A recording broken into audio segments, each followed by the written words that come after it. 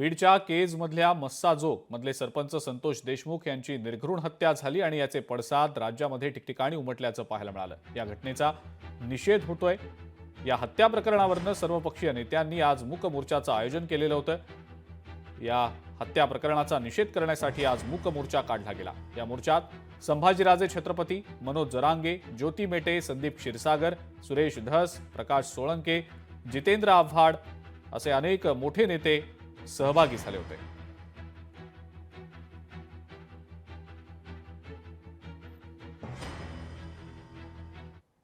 आज वेळ माझ्यावर किंवा माझ्या कुटुंबावर आहे। ही वेळ कोणत्याही दुसऱ्या कुटुंबावर येऊ नये याची मी म्हणजे आपण सर्व याची दक्षता घेऊ। आणि जसे काल आभाळ आलते, हा सूर्य झाकला होता, आज ऊन पडले, हा सूर्य आज आपल्याला आणखीन दिसतोय। पण माती आड गेलेले माझे वडील मला नंतर कधीच नाही दिसणार आणि त्यांचं हे बलिदान आपण व्यर्थ न जाता तुम्ही सर्व म्हणजे आपण सर्व एक आहोत। तुम्ही पण सर्वांनी एक या, माझ्या सोबत राहा, माझ्या कुटुंबासोबत आणि माझ्या वडिलांना न्याय मिळवून द्या। आणि हा लढा आपण सर्वांनी एकत्र घेऊन पुढे जाऊ। आणि जो हा अन्याय होतोय आज, हा अन्याय पुन्हा न होऊ नये म्हणून आपण या लढ्यात एकजुटीने एकामेकाच्या खांद्याला खांदा देऊन समोर जाऊ आणि माझ्या वडिलांना तसेच आपल्या सर्वांना न्याय मिळवून घेऊ।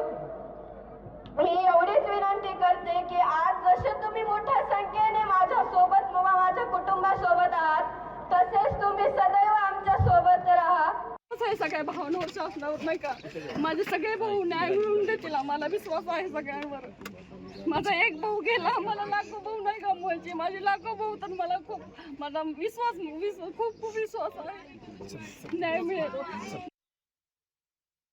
संतोष देशमुख यांच्या हत्येच्या निषेधार्थ हा बीडमध्ये सर्वपक्षीय मूक मोर्चा निघालेला होता। या मोर्चामध्ये अनेक लोक सहभागी झाले होते, लोकप्रतिनिधी सुद्धा सहभागी झाले होते।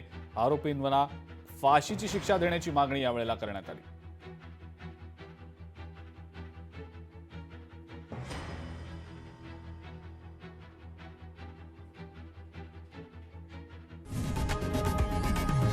लोकशाही मराठी ऐका, पहा, जागरूक रहा।